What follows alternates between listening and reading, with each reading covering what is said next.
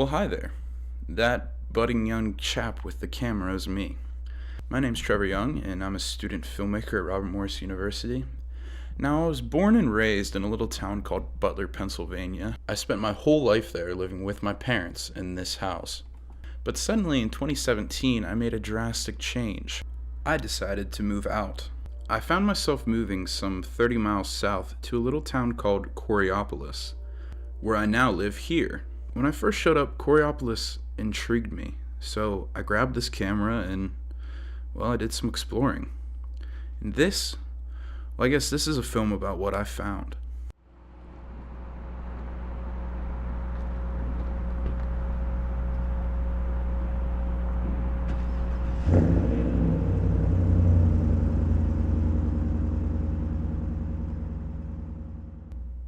So to best understand a place, I feel like it's essential to know the history of that place. So my first stop was the Coriopolis Historical Society.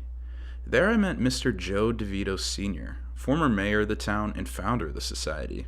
He told me just how the town came to be. Well, originally it was called Middletown for the longest time. And then the post office, there was too many Middletowns. So actually, Colonel Vance had built a fort down below the tracks, down in the corner of Coriopolis. And so they wound up calling it Vance Fort. And that hung there for the longest time until actually when they got incorporated in 1886, the town fathers tried to come up with a name for Coriopolis.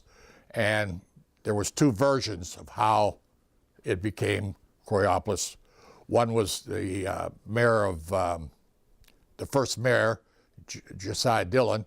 He decided to call it Cora, K-O-R-A, Opolis. Cora being maiden, Opolis being city. And then there's another story that the first young child was a girl, and her name was Cora Watkins. So that was C-O-R-A. So there was a dispute back and forth. And actually the post office had the biggest problem. So that with the K-O-R-A was no good because it sounded like a C, so they wound up C-O-R-A, Opolis. Joe and his colleagues have been collecting and archiving historical documents, pictures, and artifacts for over 30 years. And Joe himself has lived here for over 70 years. So I asked him just how the town has changed in his time here. We used to go down into Coriopolis, do our little shopping. There was plenty of stores, Italian stores. There was a lot of activity, a lot of mills and a lot of work like that. And then when the 50s came, it's like the bottom fell out. Everything started closing up, and it looked like we were doomed.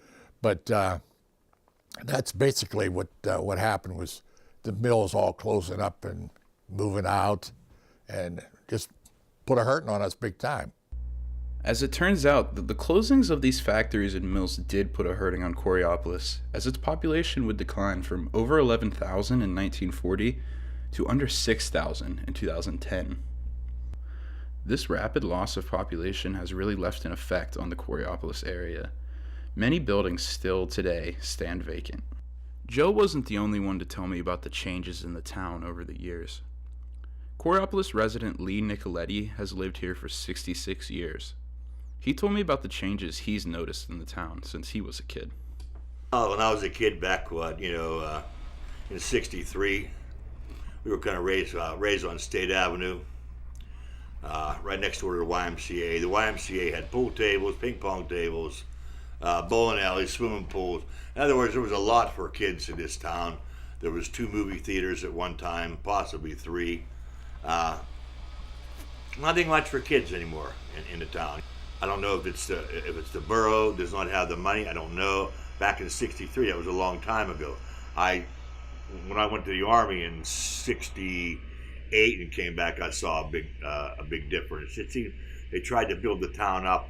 It didn't work. They took away from, like I said, the youth, the kids.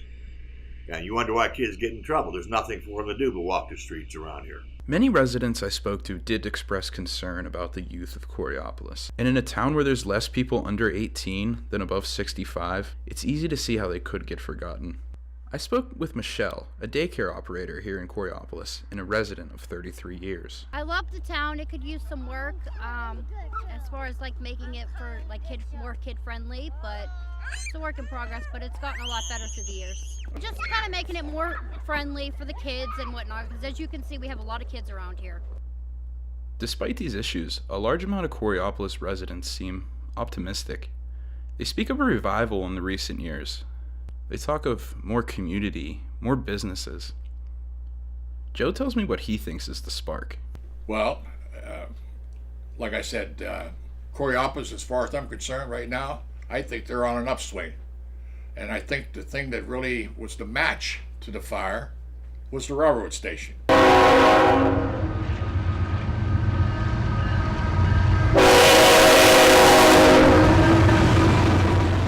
At the very heart of Coriopolis lies the Coriopolis Railroad Station. Originally constructed in 1896, it was a central hub for the town, and easy transportation for workers to come in and out of Pittsburgh. Unfortunately, in recent years, the railroad station has become abandoned, and has started to dilapidate. However, there are plans to change this, as Coriopolis resident and future mayor Sean Reed has recently implemented a project to restore the train station as a sort of communal hub. So we got a nice beautiful day here in November, and our hope, almost December, and our hope is that 1 year from now, the train station will be open or pretty close to open for business. And what we envision as end use, and what we've investigated as need for the community, as another place to grab a meal, primarily breakfast and lunch, and an event space. So the main room that we saw will fit between 80 and 100 people. That'll be perfect for a small wedding reception, wedding rehearsals, any kind of business event. It'll be wired appropriately. Wi-Fi, all the technology will be a part of that, but appropriately hidden because of our historic structure. The back part where we're standing outside of right now will be our commercial kitchen. There'll be a private dining space, and then access out to the platform. Sean then invited me inside of the station to take a look at the historic interior of the building. Well, this is the main room of the Coriopolis train station, and this train station was finished being built in the year 1895. It is historically significant because the firm that built it had its roots with a fellow by the name of Henry Hobson Richardson. And Richardson was super famous at the time for his architectural work. He has done the City County Building downtown, the Pittsburgh Jail, Trinity Church in Boston, and a lot of other famous structures. The style that this building is in is called Richardson Romanesque, and if you Google that, you'll find all kind of interesting buildings that talk about that. Stone archways, stained glass, and you'll see more of that on the outside of the building. This was the main ticket office. So when passengers would come in, they would use this door here or this door to come in, and they would purchase their tickets at a ticket window, and then they would wait. It was basically a waiting room. And we're going to restore this eventually into a cafe, community center, and event space. This will be the main room where if somebody's having a wedding reception or other kind of event, that all that would be served. So now we're coming down the main hallway, and a couple things I want to point out. First, on the right-hand side is the original ticket window. So when customers came in, this is where they would have purchased their tickets. They also had the option to do it on the outside of the original platform. But we have pictures of the ticket managers and office workers hanging out back there. We're going to put a coffee bar around this ticket window, so drinks will be served around here. We can show you the plans that we have so far for that, and we're planning on preserving the look and feel of this space. This back room is one of my favorite places. One of the reasons is because it's going to become the kitchen, and this is going to be where all the good things happen for food. But this was the baggage area. Outside of here is a freight scale, but whenever passengers would come, freight would be weighed out here, stored upstairs in this area. And when we first started doing the work about 2 years ago, this is where we found all the old cool artifacts. Many books of ticket stubs, books of receipts of transportation coming and going. We found lots of American Express traveler's check receipts. So something like a stack of receipts where somebody would write a money order to a relative overseas, and we have the receipts of that. So one I remember we found every week the same person would send $40 to Lyon, France. And that made sense to us because every time they get paid, they would want to send money home to their family. And that went on for several years. We have these records in these ticket stubs. $40 at that time was $1,050. So you figure this was somebody that was a high-paying wage earner sending most, if not all, of their income back to France. And then all of a sudden, those receipts stopped. So our guess, we like to say, is that people came back and they were able to support their family and bring them back here in Coriopolis. So if you imagine some of the other restoration work that's been done in our community and in the city of Pittsburgh, you take an old space, you don't tear it down, you restore it, you have food involved, people show up, bike trail nearby, growth already happening in Coriopolis, and it's just a perfect use for an old historic space. We will certainly put on display the artifacts that we found, the ticket stubs, anything else historic that people have been donating to us, records of their family coming and going. All of that will find a place either on a permanent or a rotating basis inside of the station, so everybody will always be reminded of what a big part this played in the history of Coriopolis and the history of the region, bringing people back and forth, bringing people from the war to the war, marriage proposals, all sorts of things happened here that were historic and personal to Coriopolis that we want to honor as part of it. So fingers crossed, as long as the funding keeps up, about a year from now, so that puts us at the late in the year 2018, we want to be open for business. The train station project was a much-needed spark for growth in Coriopolis, and many residents have told me that since then, a large amount of vacant buildings have been bought up and filled with businesses. Businesses like Cloudtown Vapors, owned and operated by 21-year-old George Maceo.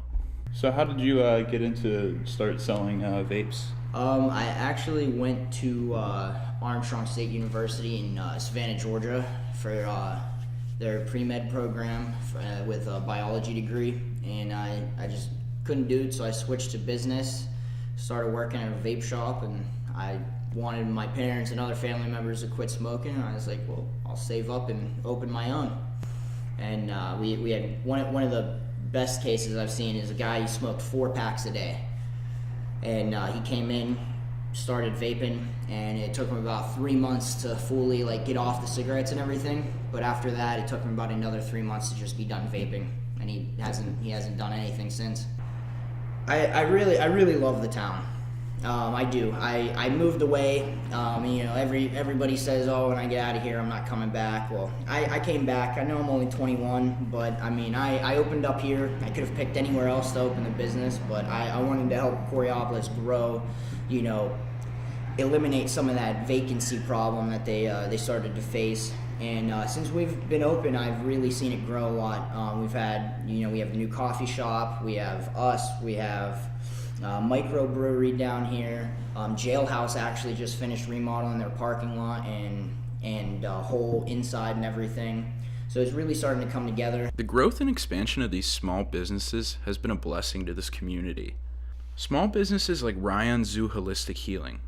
I spoke with owners Tiffany and Chris Myler about exactly what they do in their own place in Coriopolis. So we do a couple of different things here at Ryan Zoo. We offer meditation sessions, Tai Chi sessions, Reiki, which is a Japanese form of energy healing, reflexology, which is an offshoot of Chinese or Oriental medicine, as well as aromatherapy, native medicine, as well as Western shamanic practices. My areas of specialty are Reiki, shamanism, both native as well as Western practice, and meditation. I am the in-house Tai Chi instructor here at Ryan Zoo Holistic Healing. In case folks aren't familiar with Tai Chi, it is Chinese kind of meditation in motion. It's a martial art. It does have applications, but it's also for relaxation and well-being. I'm also our in-house tarot reader. I've been reading for 20 years. I'm very excited about that. And I practice kind of metaphysical practices, especially gems. I'm very into the metaphysical properties of gems, and well, they're pretty anyway. So I have been a Coraopolis native for quite a few years. I have not lived here my entire life, but I've spent, I would say, my formidable years here in Coraopolis, and I've watched it in its heyday and I've watched it in its decline, and especially the business district, which began to decline as urban sprawl set in Robinson Township. It began with a super Kmart, and then Walmart moved in. Next thing you know, it began to erode the business district here in Coraopolis. So it made sense to move here and to also give people alternatives. And by alternatives, I mean alternatives to pain management and alternative to emotional recovery. We also offer addiction recovery services and various other things that are kind of off the traditional or off the beaten path. So we brought up our son here, and we've come to make a number of friends through our neighbors and through, the various businesses I've worked at locally. So the small business community here is fabulous. That was kind of a no-brainer. This is like the old neighborhoods. I grew up in Carnegie, and Carnegie was very famous for its kind of downtown plaza. They called it the mall, where they had the movie theaters and the drugstores, and everything you needed was right there. And a lot of walking traffic. You could see your neighbors nearby. This is the only suburb of Pittsburgh that I've been to that still embodies the old feel and the small business, where the person who owns the hardware store is also your neighbor. So it creates a really tight-knit community, and we really very much wanted to expand our place in that. Right. And to expand upon that too, the business district here in Coraopolis is really like a family. It's like a tight-knit family. It's unmatched. And it's not a measure of competition, because what we all do is very unique. It's about uniting together to bring tourism and to bring people into Coraopolis to revitalize it. So I set out to learn about Coraopolis, and I did. And what I found most is a feeling of resiliency, a refusal to give up.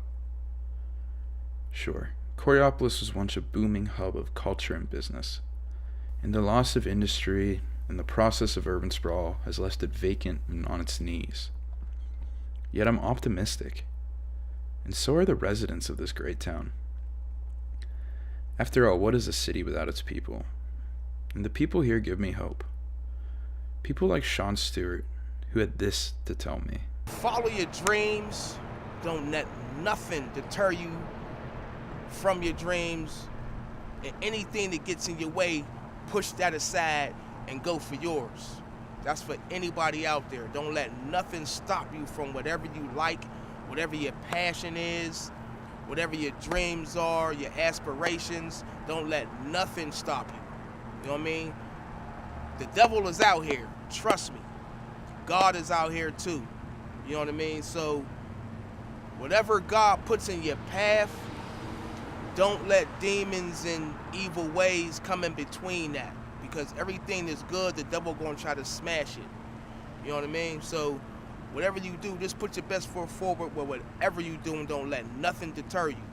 You know what I mean? Because everything you try to do good, something's gonna come in between that.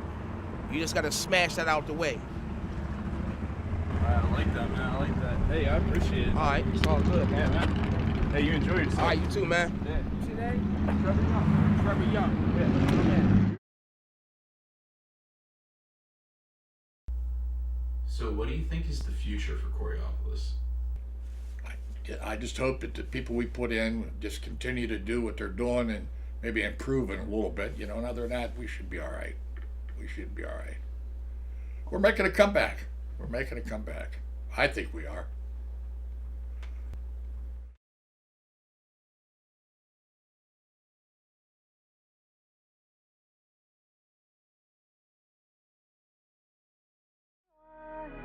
Fill me up, fill me up, fill me all that, all that. Fill me up, fill me up, up your